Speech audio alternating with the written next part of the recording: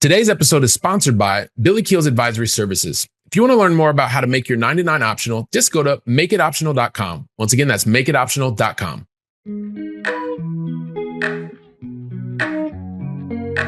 Helping you build freedom without losing your edge. This is the Going Long podcast with Billy Keels.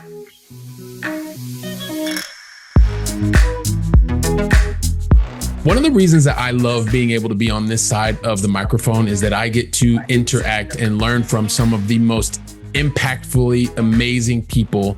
And today is absolutely no different. You know why? Because today's guest, not only a former NFL player, I also love the fact that he played internationally on this side of the pond over here where I am. He had a career that spanned 13 years, and he's taken that and he has turned that into an international keynote speaker, 5-time best-selling author, business coach, consultant, and he's got an amazing podcast, which is Get Authentic. And I won't tell it all because then I'll tell you who he is. But give me just a second, because you know what? Aside from that, this gentleman has experienced the highs that come with success. And he's also understands and can empathize with the lows that come from what I'm going to call learning moments. And you know what? He's taken all of this hard work and determination to show the level of resilience that he has. And it gives me great pleasure to welcome to today's conversation the founder and CEO of Ogden Ventures, none other than the man himself, Mr. Marques Ogden. Marques, welcome to the show, man. How are you, Billy? Thanks for having me on, my friend. Yeah, man, I'm looking forward to this. It's been, when you have mutual friends around the globe that can connect people, this is all one of these things that's amazing. Listen, I would just really want to jump right into your story because I've said a couple of things very high level, but what I really love for you to do, Marques, is give us your backstory, your own words, and then we'll see where we take the conversation, you and I, from there. Yeah, Billy. So I'm from Washington, D.C. I went to Howard University in Washington, D.C., Northwest D.C. I was drafted to the National Football League by the Jacksonville Jaguars. Played in the NFL for almost 6 years. Had an amazing experience. Met some great people. Played with my brother, Hall of Famer Jonathan Ogden, Ray Lewis, Terrell Suggs. You just name Ed Reed. So there's all type of amazing individuals. And I was coached, right, by some of the best coaches on the planet. And I learned some great things that I carry into my business today as a speaker, entrepreneur, business coach. So I ended up, Billy, after my career, I struggled for about 6 months with addiction, alcoholism, painkillers, popping painkillers that kind of ease my pain. I didn't know what to do with my life, no purpose, no passion. I finally got into construction, Billy, and I built a nationally recognized multi-million-dollar, multiple 8-figure per year business in earthwork and concrete and demo and utilities. But unfortunately, Billy, as the company grew, my ego got so massive that I ended up losing everything that I owned in 2013 as a result of some bad decisions and bad money management and not having a coach and losing sight of what really mattered most, which is people. There are 4 P's that you need to have in order to build a successful business: a pipeline, productivity within that pipeline, position yourself in your market, and people. And that's where I screwed up with Caden. I treated my people horribly. I was very arrogant, very self-centered, focused on what I wanted and nobody else. As a result of that, I ended up losing everything that I own. And that's my home, all of my money, my cars. And I had to leave Baltimore, right, Billy, and move down to Raleigh, North Carolina with $4 to my name. Got down here, the NFL amazingly helped me get a job at Merrill Lynch. I get fired from that job 2 months later, all my fault. I go to a construction company the next day, get a job, get fired from that job 5 days later, fired twice in the same week. And the only job I could get, Billy, was a custodian working in downtown Raleigh for $8.25 per hour. And I still blame everybody else for my failure. My business partner, my employees, the clients, the developer, all you guys screwed me. All you guys were horrible to me. All you guys, da, da, da, da. And in reality, it finally took me hitting rock bottom in September 2013, right, Billy, to learn that it was my fault and nobody else's.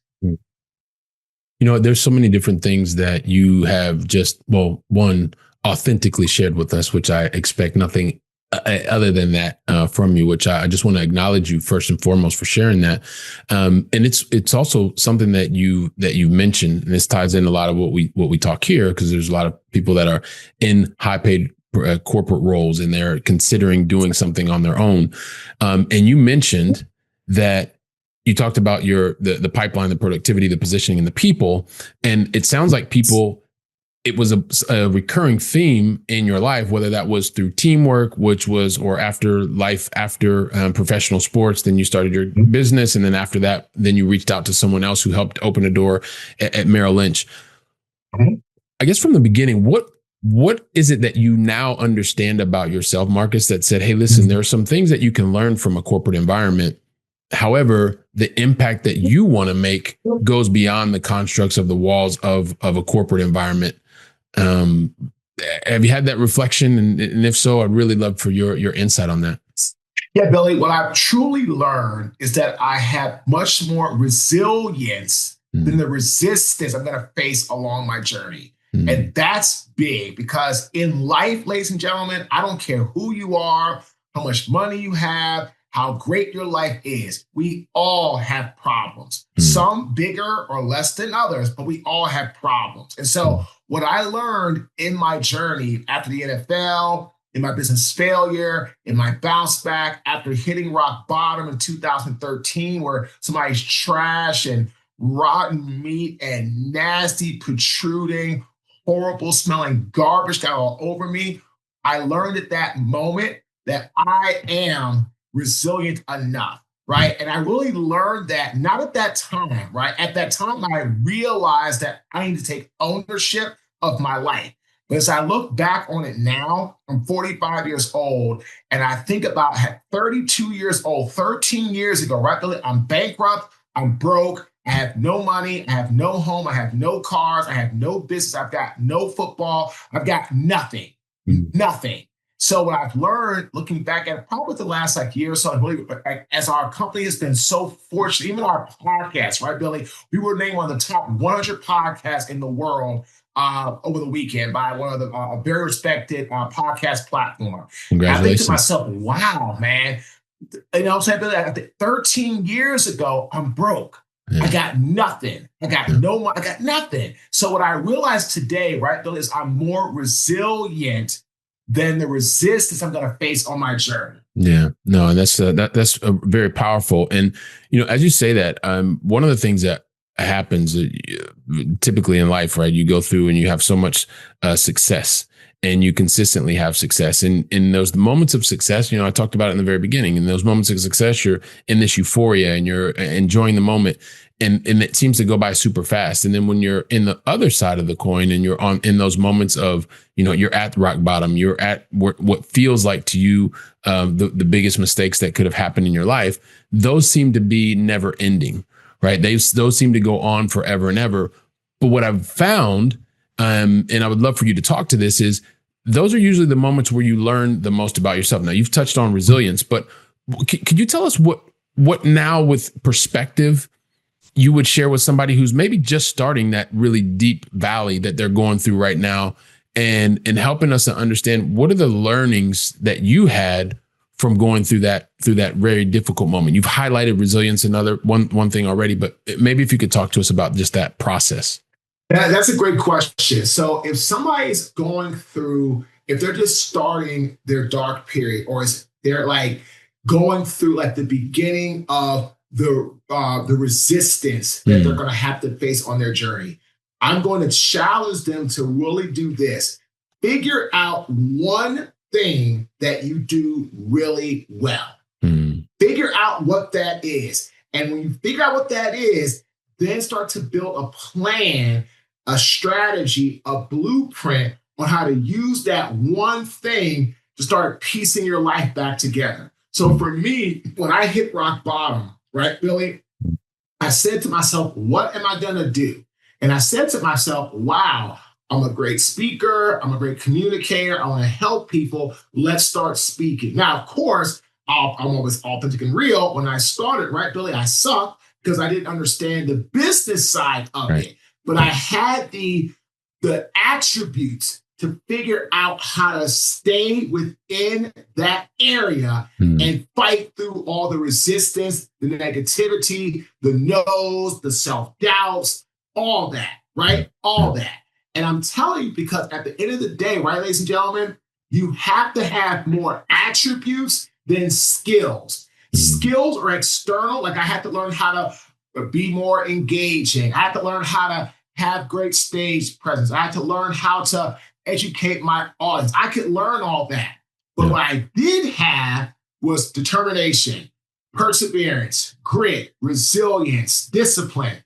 Those are attributes. I'm going to challenge you, figure out what you do well. That helps you define your purpose. And then dig in and be sure you have more attributes than skills. Because when you start something at the beginning of it, it's always the most difficult time to get things going when you start at the beginning. What's the old saying? You have to crawl before you walk.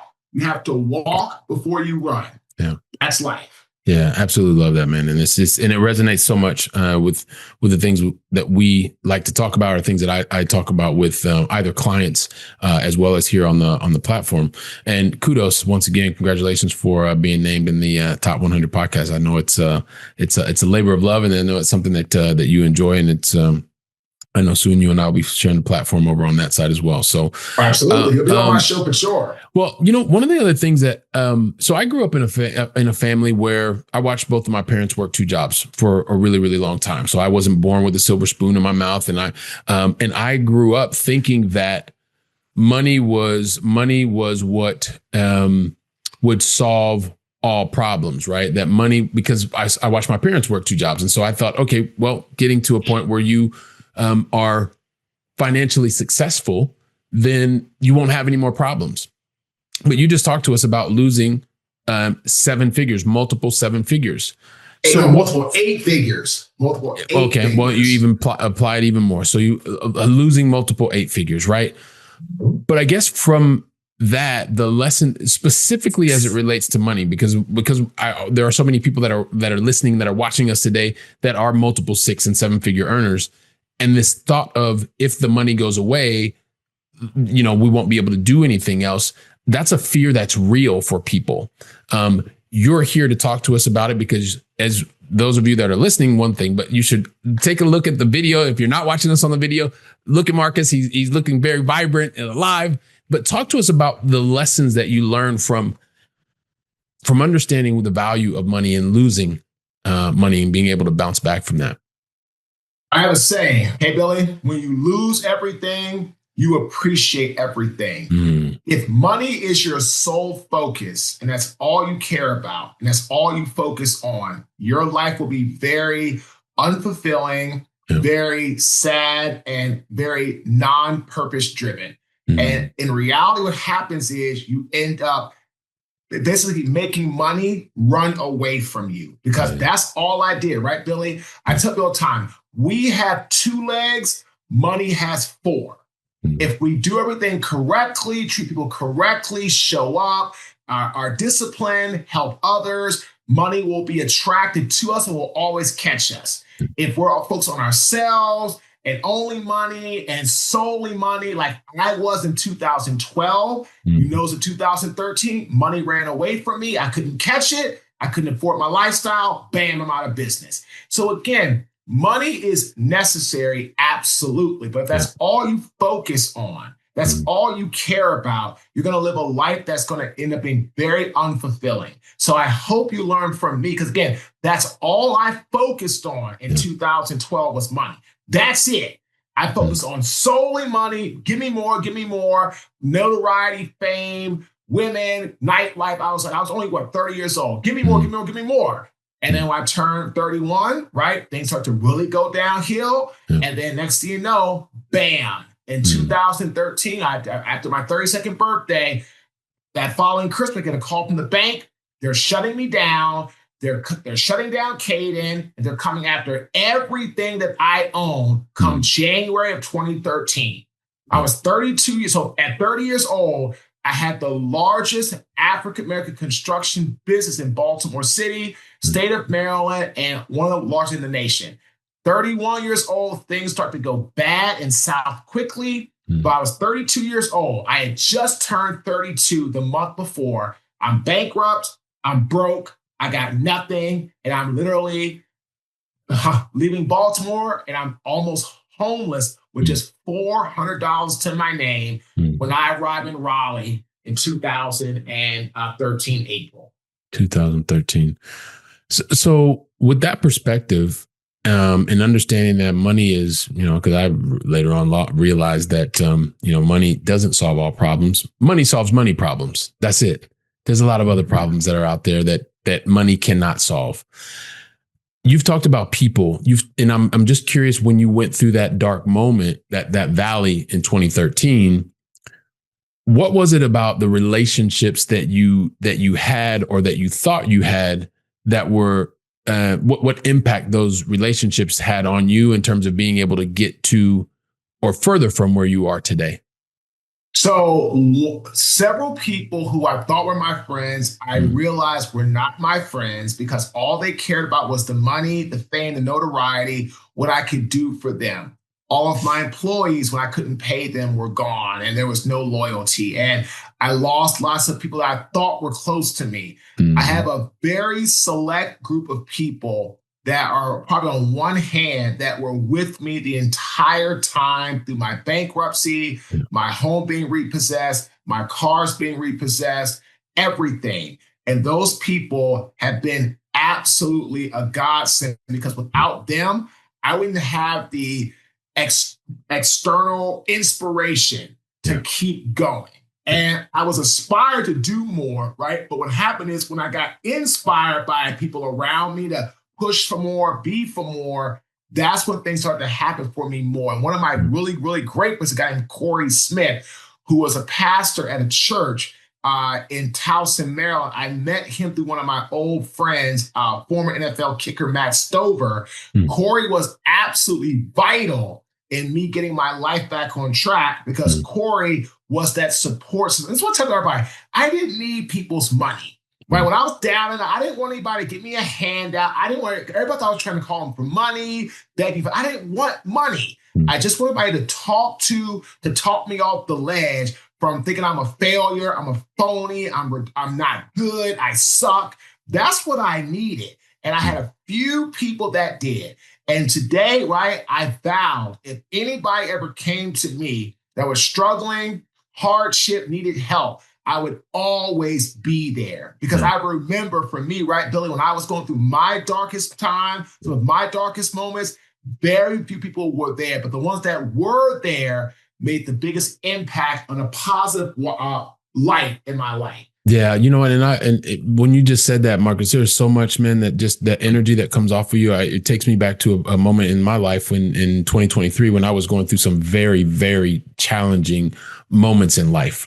And those precious few people that were there for me, they have any and everything that I can give them for the rest of my life. And I started to recognize how few people that actually were there because it wasn't that they needed something. And so those precious few, I can feel that energy off of you when you share that. It's amazing. And also the awareness that when someone else is going through a challenging time, to be there for them, to be able to be that person that is, even if it's just, you got 15 minutes or 5 minutes or whatever it is, to be there for them. I mean, it's it. I tell my clients, if something's going on with anybody, if something's going on, I remember how bad it was. I remember having no credit cards, having debit cards that I knew were empty, trying to move $5 here, there, hoping that you could go to the credit card, to the store, praying that a $50 transaction would go through.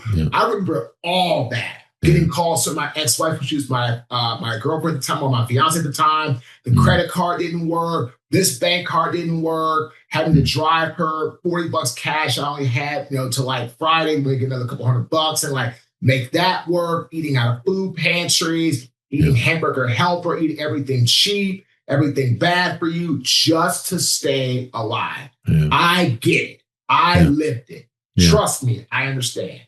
Yeah, it's a powerful words, man. And so you said something earlier too, and a lot of our listeners, our watchers, our viewers, and they're in this moment in life where they're saying, "Hey, look, a lot of things are going really, really well for me. I enjoy what I'm doing in my corporate role. Life is good. Life is shining. I'm working crazy hours. I'm doing all kinds of stuff, and I have this desire to also do something that is outside of my comfort zone.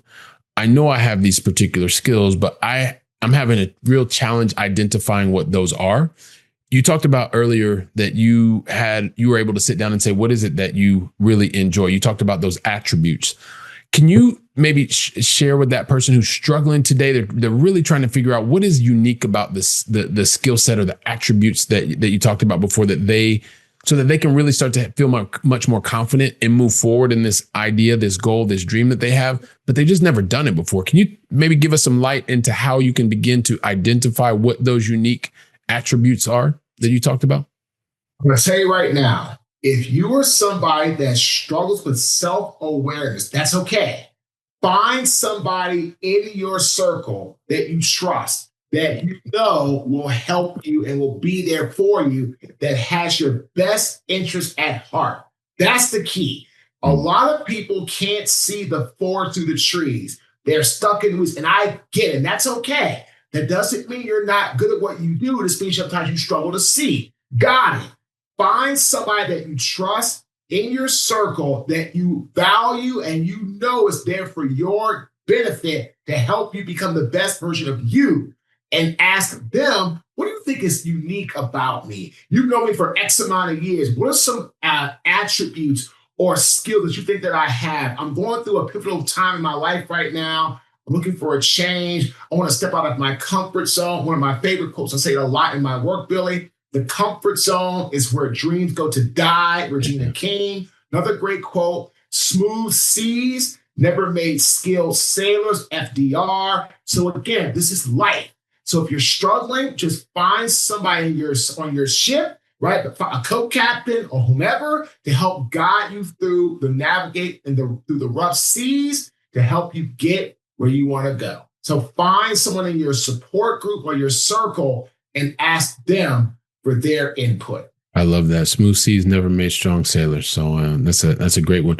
So listen, and I know we kind of have we're tight on time, but there is something that as someone who's lived overseas for almost a quarter decade at this point in time, one of the things that you mentioned throughout your entire professional career beyond NFL, you also had an opportunity not just to travel abroad, but to live abroad, right? And living abroad, and I find that's always a very unique thing, because not very few people actually have the opportunity to live abroad, and whatever the consequence whatever the context is, it's still living abroad. And I would love for you to share with us, what did that living abroad experience, what has that helped you to do, or what has that brought to you, or maybe some of those attributes that you talked about before? It allows you to broaden your horizons and see the world from different lenses, different perspectives, and different cultures. It makes you more well-rounded. The way we do things in the States, it's not the way we do things in England or Scotland or Spain or Italy, or, wherever the case may be, Costa Rica, all going down south to like Chile, or going to Africa, South Africa, Zimbabwe, Ethiopia, right? Going to Australia, going to Asia, Hong Kong, wherever. You learn about people and their customs and their culture, and it makes you more well-rounded as an individual, learning how to live life and not just see life from one view. You can see life and see how to live life from different viewpoints, different perspectives, and that's everything. Yeah, I really appreciate you sharing that. I remember the first time I lived overseas was in 1995, and it was, I remember someone got to a conclusion about something, but they got a very different way about it. And I was like, well, okay, well, this is just a different way. It doesn't mean that your way is wrong and my way is right. The light went on like, oh, okay, yeah, you can actually get to a similar response and doing it in a very different way. So I appreciate what you're sharing there. Hey, one other thing before I kind of we wrap things up, but I know that since you talked about your podcast and that you've had this podcast for a while, what was the inspiration for you to actually start your podcast, the Get Authentic with Marques podcast? Billy, I wanted to create a platform where people could come and talk about authenticity, realness, and vulnerability. I was really tired of people on social media only trying to put out they have the perfect life, the perfect private jet, the perfect car, the perfect Maybach, the perfect woman, who everything, the perfect themselves. Everything's perfect, perfect, perfect. Nothing is perfect. Right. Nothing, right? You can Photoshop so much. You can rent a jet. You can rent a Maybach, trying to look a certain way, right? And what happens is I feel so many people, especially young people, can be very impressionable. They could be just like, starry-eyed, I want. Well, that's great, but is that really what you want? Or do you want to have a life of realness, vulnerability, and authenticity and live like, because again, money, notoriety, items, they don't make you happy. They don't. How you look at yourself, your mental health, your a group of friends, and how you enjoy life, that makes you happy. Money allows you to do things, but people, I feel that you have around you, environment, input, associations, now that makes you happy. So we started the podcast just to help get people to understand there's more to life than just the social media glitz and glam. Yeah, no, I love that. Keeping it real, keeping it authentic. Like I said, Get Authentic with Marques. So we'll talk about that. But listen, these podcasts, they literally blow by. Like it's like we've been talking for a little bit of time. It seems like if I wanted to be able to talk forever and ever and ever, right? But time is limited. We got things that need to be done. I know people want to like listen or do something else, but here's the thing. I'm thinking for the time that we've had, you have shared with us the fact that not only have you experienced the highs of being able to accomplish a dream playing in professional sports in the NFL, must have absolutely been awesome to be able to play with and share time with your brother as well. So that's absolutely something that's it's amazing. And then being authentic, keeping with your authentic self, also not being afraid to share with us the fact that, hey, listen, you built this amazing business, the most successful business in the area, Black-owned business in your area. And you went from the pinnacle, having everything you wanted, and then had 8-figure losses. And as a result, you were able to have the humility to figure out, okay, look, I'm not giving up on myself. I'm going to continue to go. You reached out to your network. You started at Bank of America and you were there and you realized that wasn't the thing for you. And I think you said twice in less than 7 days, it was like you started and you stopped, but you never gave up. You realized that you were resilient. You realized that you were willing to take a job that paid you $8.25 an hour to be able to continue to have another day. And you went from there to understanding that it wasn't about just the skill set. It was about the attributes that you have. And you took those attributes and you've continued to build on them and you continued to pour in them so that you understood that it wasn't just about the money. That's a part of it. But most importantly, it's about the impact and how you can help others, how you can serve others, and realizing that the relationships that you build in your life are the things that matter and will go well beyond the amount of money that you have. And I know that your story has inspired so many people. You have your podcast that we talked about already. And I know my audience is like, yeah, Billy, but just ask him because we really want to know. So let me ask you, Marques, what is the best way that the Going Long family can find out more about what you're doing at Ogden Ventures and the impact that you are making? How can we get in touch with you more? Best way to do is go to www.marques, MARQUES, Ogden, OGDEN.com, or shoot me an email, Marques@marquesogden.com. That's the best way to get in touch with me. All right, fantastic. And listen, everyone, don't worry if you're running on the treadmill, if you're walking, if you're swimming, you don't have anything, we're going to include all of that in the show notes. We'll make it real simple. All you need to do is click and you can get in touch with Marques and his team. So listen, Marques, I do want to say on behalf of the entire Going Long family that I really appreciate you deciding to invest your time with me, with us, and thank you very, very much. Really appreciate it. Thanks, Billy. It was awesome. Thanks for having me on. All right, thank you.